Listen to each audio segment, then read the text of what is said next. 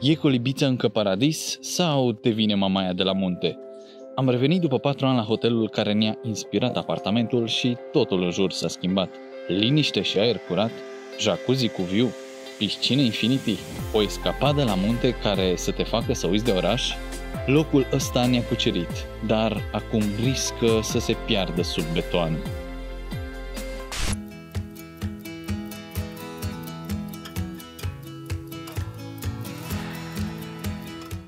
Hello, suntem Caprovădiții, Răzvan, Prighi și suntem la Colibița. A 5-a oară. De data asta am ales să venim la Panoramic Hotel Colibița, un hotel de 4 stele de aici, un hotel premium, unul dintre hotelurile noastre preferate de aici. Hai să vedeți ce apartament ne-am luat la Panoramic Colibița. Deci, intrăm în apartament, avem living-ul ăsta în care o să dormim. Noi nu. Nu? Încă nu ne-am decis, trebuie să tragem la sorți. Am ales de data aceasta să venim. Scuzați-ne calitatea imaginii, camera noastră a decis să-și facă un high definition. Am ales de data aceasta să venim împreună cu părinții socri, cu părinții lui Brighi. Salut! Avem un fan care îi place foarte mult pe părinții lui Brighi. Not? No. Avem aici kitcheneta asta foarte drăguță, uite ce frumos aici, cu LED. Avem aici o zonă în care putem să servim una alta. Foarte, foarte frumos. Uite, aici avem șemineul ăsta drăgălaș. Să știți că hotelul ăsta ne-a inspirat apartamentul nostru de acasă. Așa, nu-i bai, ăsta e tata socru, știți, din multe alte vloguri. Ăsta este dormitorul nupțial. Uite ce frumos, să zici că e Bali style. Cine sunt cei mai tinerei? Deci, ca să înțelegeți, astea sunt culorile care ne-au inspirat noi nouă apartamentul. Avem acasă fototapet foarte asemănător cu acesta, o să las o poză. Avem și noi foarte mult lemn, foarte multe culori gri cu LED, oglinzi, LED-uri în spate. Foarte frumos. Deci e cel mai premium hotel din zona Colibiței, din punctul nostru de vedere. Și arată foarte, foarte frumos. Vă arăt și baia ca să vedeți despre ce e vorba. Deci atenție la detalii, tot timpul, negru, gri. Deci noi adorăm hotelul ăsta. Am mai fost la hotelul ăsta acum câțiva ani, dar atunci nu eram vlogger, nu că acum am fi. Și piesa de rezistență acestui apartament, pentru care l-am luat și am plătit în plus, este terasa privată, împreună cu jacuzzi privat. Deci avem jacuzziul nostru privat. Aici avem alți vecini, dar nu ne pasă. Avem șezlongurile noastre private și priviți, din jacuzziul nostru ne vom uita la acest lac superb, lacul Colibița.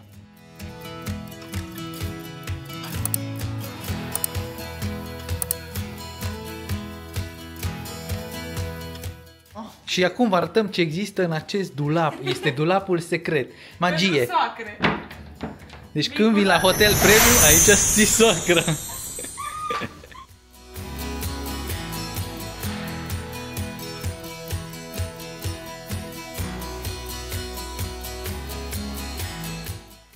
Să zic așa, un mini aroganță, în sensul că ne-am luat un apartament exclusivist cu terasă și un jacuzzi privat pe terasă. Foarte fain, adică să ai jacuzzi tău privat în care intri numai tu, poți să faci, stai oricât, am stat până seara, târziu, la 1. Ideea e că piscina se închide la 9:30 și atunci, dacă ai jacuzziul tău, te muți în jacuzzi și stai și... Deci am plecat de la Panoramic, acum am vă zicem, să zic așa, marele minus al locației. Nu au restaurant à la carte. Asta este motivul pentru care noi acum am luat-o la pas înspre Roser House, care este la 2 km de aici, este celălalt hotel preferat de pe marginea lacului Colibița. Și pe lângă asta, Roser are un șef Macovei, care noi mai nou am adoptat un challenge și în fiecare zi mergem cel puțin 3 km pe zi. Câteodată mergem, adică am tot timpul 5 km în sus, am mers chiar și 13. Uite aici ce dezastru de reclame sunt. Fiecare hotel și-a pus treaba asta. Asta, sincer, e o chestie care nu ne place aici. Chiar când ajungi în Colibița, aici la lacul Colibița. E groaznic. Oricum, cred că în vreo 5 ani lacul ăsta o să fie sufocat de construcții. Noi am venit prima dată acum 4 ani, erau foarte puține căsuțe pe aici, mai erau căbănuțe, dar acum mi se pare că se construiește în prostie aici, nu cred că există vreo limitare. Toată lumea care are un teren și îl cumpără de aici, peste tot sunt afișe cu pensiuni, cu căbănuțe, cu hoteluri noi. Nu știu, sper să nu se distrugă locul ăsta super peste ani. Se construiește la Colibița în prostie. În prostie, da. Deci, știți Mamaia Nord? Curând regăsim Mamaia Nord aici. cam în 5 ani de zile noi presimțim că Colibița o să fie inundată de clădiri de tot felul. Și e o prostie pentru că fiecare construiește în stilul lui. Unul face de lemn, unul cu sticlă, unul modern, unul clasic, unul rustic, unul mai înalt, unul mai mic. Dezastru. Da. Deci s-o deschis aici o grămadă de locuri noi, cum ar fi și ăsta. Uite, Vatra, acolo iar există un hotel, galeria, nu era, și uite, cu piscină pe marginea apei, interesant rău. Noi anul trecut am fost și nu era. Așa e. Da, asta ziceam, se construiește în prostie. Așa o zi și stai la piscină și cu view. Interesant. Uite aici, uita mai puțin. Da. Încă se construiește. Deci uite, acum ajungem aici e rozărul, unde am fost și mulți ani și vis-a-vis s-a făcut altceva, un shop care nu era anul trecut deloc. Mamă, și uite, parcare cu locuri. Deci de anul trecut... Deci anul trecut noi la magazin trebuie să mergem la Panoramic, că sub Panoramic știam vârful magazin. Da. Ca să ne luăm, nu mai știu ce aveam nevoie. Ce mult s-a schimbat într-un singur an. Ieri ne plimbam prin stațiune și nu ne venea să credem de anul trecut până acum câte noutăți sunt, adică câte cabane, pensiuni și tot felul de case noi sunt. Deci se construiește în prostie. E amuzant că acum noi filmăm pe un teren care este de vânzare. Totul e de vânzare.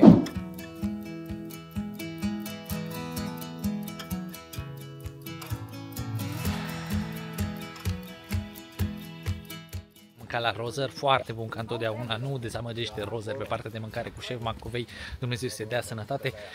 Mergem înapoi la Panoramic, ne grăbim, nu de altceva, dar sunt urși, ca peste tot. Așa că 2 km jumătate înapoi, ne mișcăm înapoi la Panoramic, dăm jos ce am mâncat, practic. Hai să mergem înapoi, să ne încălzim în jacuzzi.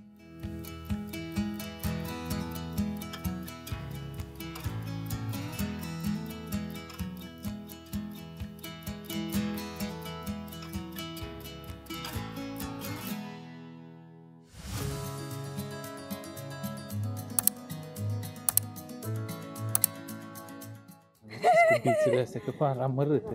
Am venit să ne dăm cubițele. Merg? Se mișcă?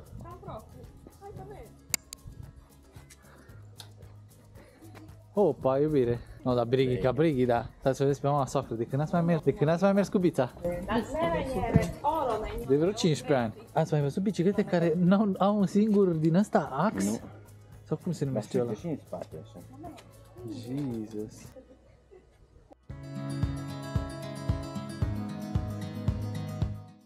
Haide, continuăm challenge-ul aici. Neapărat.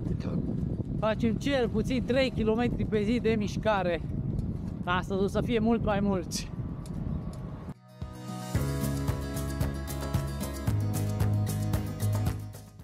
Deci toate ca toate tabițele astea nu ne plac de niciun fel. Cred că țin, în sensul că nu cred că au aer în roțile alea. Sunt cauciuc plin, dar au roți mici. Nu-s comode. N-au viteze. E groaznic. Dar te pune la treabă, măcar faci. Păi sincer, treabă dublă.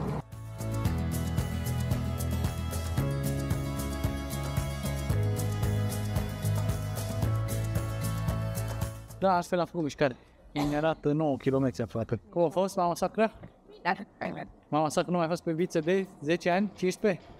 Cred că... Vedeți? Și ați confirmat proverbul, mersul pe bicicletă nu se uită niciodată, da. Nu? Comparativ cu acum 4 ani când am fost noi, s-a creat la Panoramic vis-a-vis zona de ponton și spații de joacă. E complicat că noi comparăm totul cu Rozărul Și acolo, de exemplu, uite, hidrobicicletele erau incluse, cu bărcile, caiacele, ce te mai dădeai pe acolo. Aici costă 50 de lei o hidrobicicletă pentru o oră, pentru 4 persoane.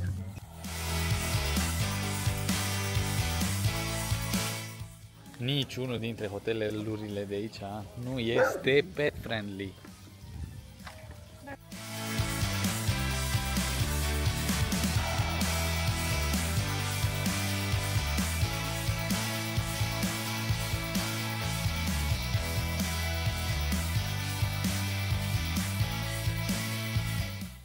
Mergem în seara asta să mâncăm la Villa Galeria. Am văzut că au meniu, l-am văzut în drum spre Roser. Noi oricum suntem fan Roser, dar am zis hai să încercăm ceva nou.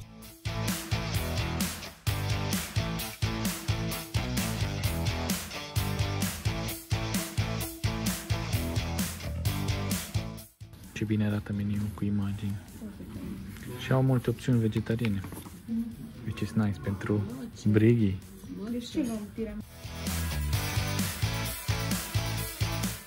Brighi aici niște paste tortellini cu hrib, o salată cezar, mămăliguță cu brânză, că aici sunt fițe. Și aici burgerul de rață, pulled rață. Am mâncat aici la Villa Garden. Galeria. La Villa Galeria și am descoperit un loc bun unde se mănâncă pe marginea lacului Colibița. Așa că îl recomandăm și pe acesta.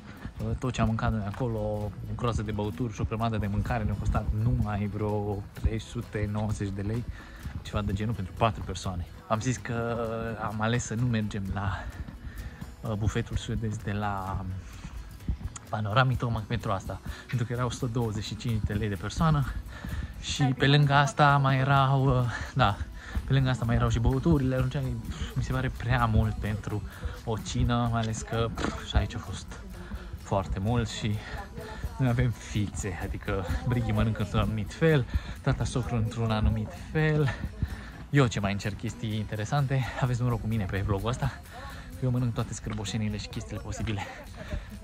Legat de burger, nu l-aș mai băga încă o dată, a fost interesant, însă parcă carnea așa de rață, parcă e un pic ațoasă, nu știu.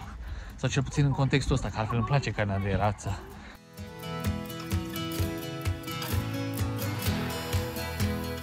Am fost invitați acum pentru că în weekend de la 8:30 se face foc de tabără aici la Panoramic și am fost invitați și noi la focul de tabără. Hai să vedem cum este focul de tabără.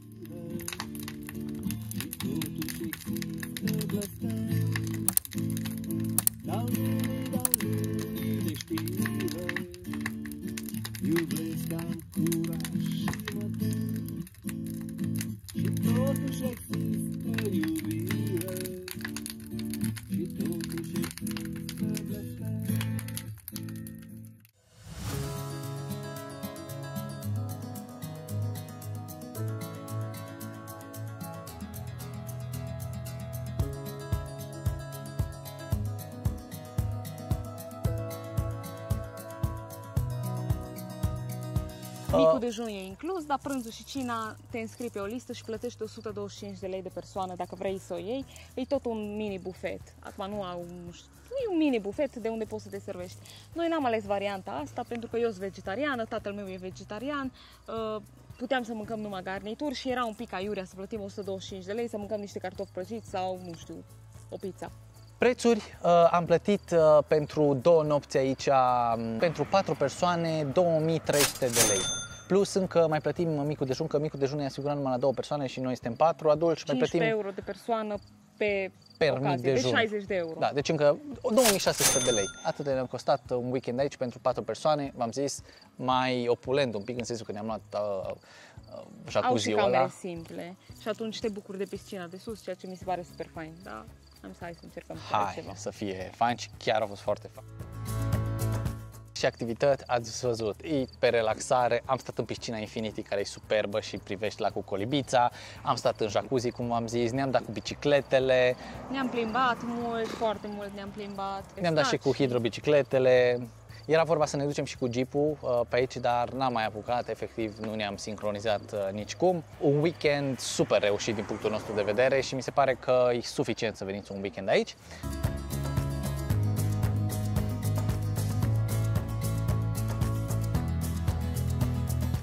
Mulțumim mult că ne urmăriți. Noi mai încercăm să mai călătorim, să vă arătăm pe unde mergem prin țară și vă recomandăm. Plecăm. Da, acum noi ne grăbim, de fapt, de asta suntem așa pe fugă, pentru că urmează să plecăm într-o nebunie. O să vedeți în următorul vlog despre ce e vorba. Plecăm cu autorul Lota, 2 săptămâni în Croația. Urmăriți-ne. Brighi și spoilerele. Nu contează. Mulțumim că ne-ați urmărit, să vă abonați la canalul nostru, ne dați un like la acest clip și ne vedem data viitoare. Vă pupăm, pa!